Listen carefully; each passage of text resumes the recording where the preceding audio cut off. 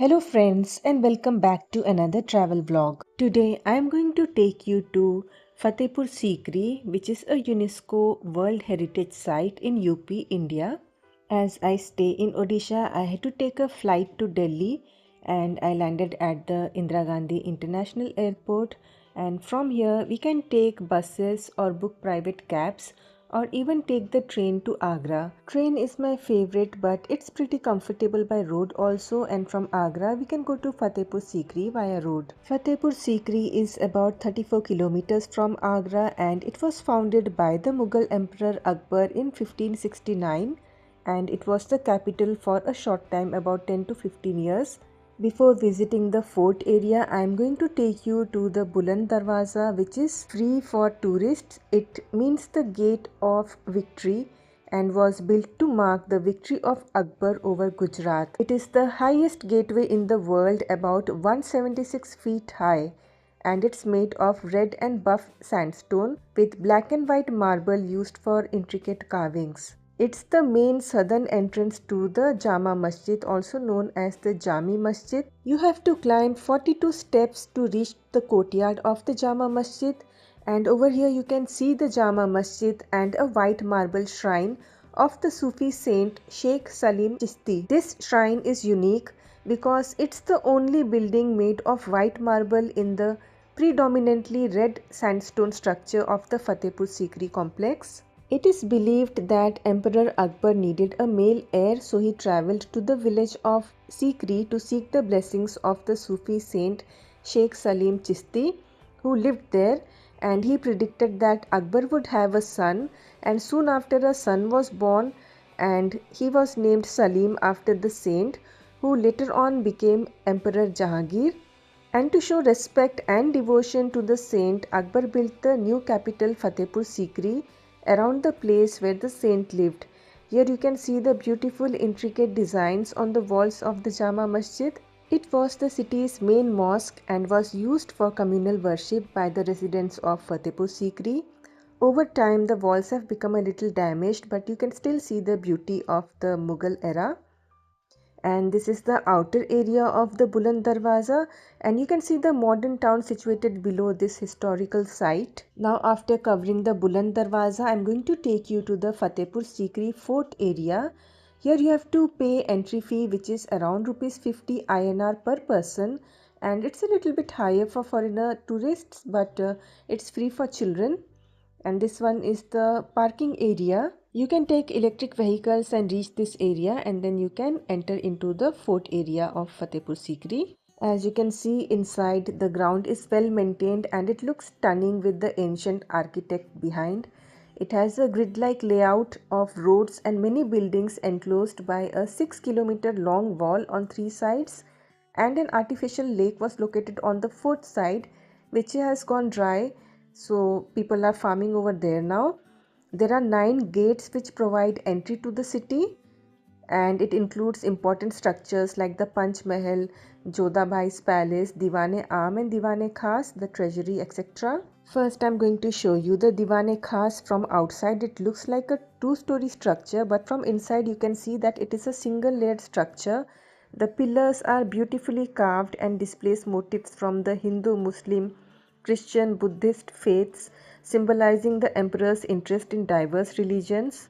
It has a unique central pillar which supports a square platform connected to the corners by bridges. It was used to hold the private meetings of Akbar with the dignitaries, and the Akbar's throne used to be on the central pillar above, and the other ministers etc. sat on the sides and they had their meetings. The door which led to the upper part has been closed by the government because it is old and might not take the load of all the people who visit here. It is believed that apart from the various meetings with the dignitaries and discussions with the ministers, Akbar also had religious debates over here in the Diwan Khas.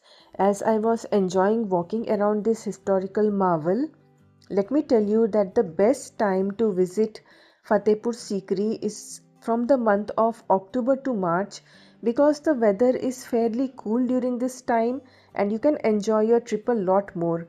If you come during the summer season, then everything is just going to get baked up and walking around in the heat becomes difficult. even though the inside of the structures are cooler, but as the courtyard etc. is huge and you have to walk a lot, you do get affected by the heat. The next structure which I am going to show you is the treasury. It is also sometimes called as Aankh Micholi, which is like the game of blind man's buff, where one player is blindfolded and must try to catch the others by relying on his sense of hearing and touch only. Even though there is no historical evidence, it's believed that Emperor Akbar used to play this game with the queens of his harem etc.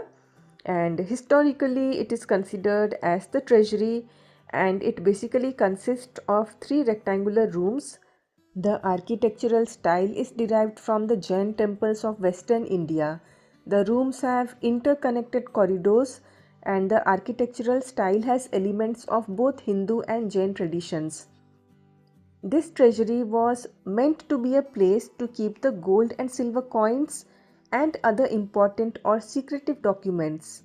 Also, as I walk around enjoying the views, let me also tell you about the Daftar Khana, which is the official record room, and it lies very close to the treasury. The main difference between the treasury and the Daftar Khana was that the treasury basically housed important documents or maybe even secret documents and gold and silver coins within itself, whereas the Daftar Khana was used specifically as a record room, so all the important records, documents etc. were kept over there. As I move out, let me tell you that the weather was really pleasant on this day that I had gone to visit Fatehpur Sikri, and a cool breeze was blowing all around. As I moved on, I came across this structure which is supposed to be the astrologer's seat.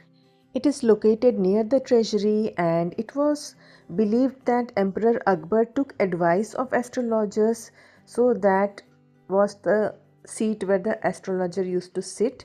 And now as we move on, I am going to show you the next important building in the Sikri complex, which is the Panch Mahal. And over here you can see the beautiful gardens leading to the Panch Mahal.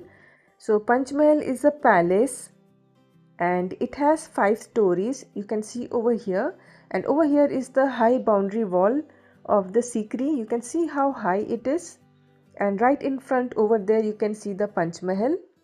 Panch Mahal, as listening to the name you can understand that this palace has 5 stories.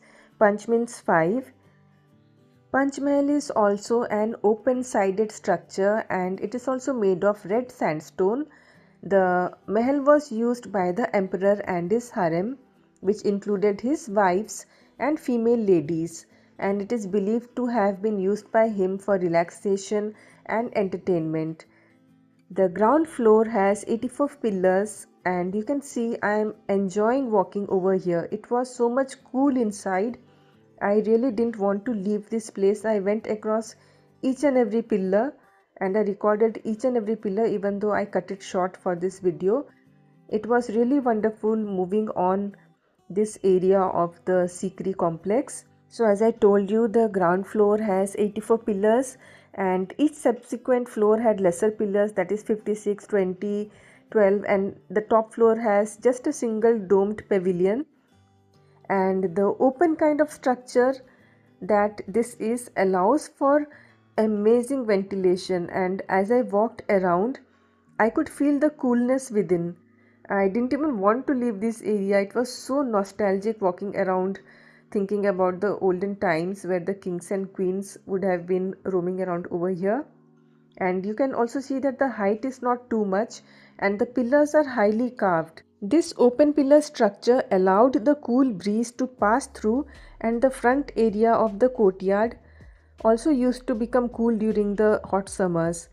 This 5-tiered design allowed a vantage point for the royal women to view the surroundings, especially during the evenings. They used to go up and enjoy the breeze and the views. Though historically there is no proof, it is believed that the gardens had beautiful plants like jasmine and mogra, which gave the atmosphere a nice scent also. This beautiful area is the Anup Talao. It is also called as the Char Chaman because of the four ways, or referring to the four bridges. You can see over here. It lies in front of Akbar's private quarters, which is the Daulat Khana, and this was the place which was the venue for musical performances and royal gatherings. Legendary musicians like Tansen are said to have performed over here, and the Talao was actually a swimming pool, but it's believed that it provided a magical echo to the voice of Tansen when he performed.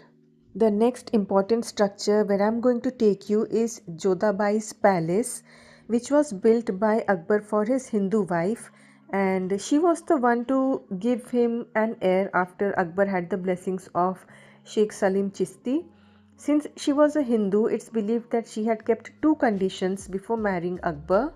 The first one was that she wouldn't change her religion and she wanted a temple in her palace where she would worship, and the second condition was that she would have a separate kitchen, which is this kitchen over here. You can see on top there are 156 design of Rajasthani earrings, and here vegetarian food was cooked for the queen as she was a vegetarian. Here you can see the huge courtyard in front of Jodhabai's palace, and this palace you will see is a blend of both Rajasthani and Islamic architecture. The main entrance has two balconies or jharokas, and this was built in Rajasthani style. There are many motifs inside. You can see the interior having motifs like swans, parrots, elephants, lotus, even temple bells, and Muslim inspired elements like the cupolas, that is the dome kind of structure on top of the building, and the arched gateways. So this is the largest residential area in the Fatehpur Sikri complex, and the windows and doors are designed for adequate ventilation. You can see the intricate carvings done inside this palace. To keep the interiors cool, the windows and doors were strategically placed. Also, the thick walls and high ceilings made the area a lot cooler than outside. The ornate columns had chhatris and floral motifs, and the spacious courtyard and the jharokas add so much beauty to this palace. When you walk around the grounds of Sikri, be careful because there are various channels present which collected rainwater, and it was stored as water was scarce. This is all I have in this Fatehpur Sikri vlog. If you enjoyed it, then do come and visit this UNESCO World Heritage Site showcasing a unique blend of Indo-Islamic and other styles, and experience the grandeur of the Mughal era. I hope you found this video enjoyable, and thanks for watching.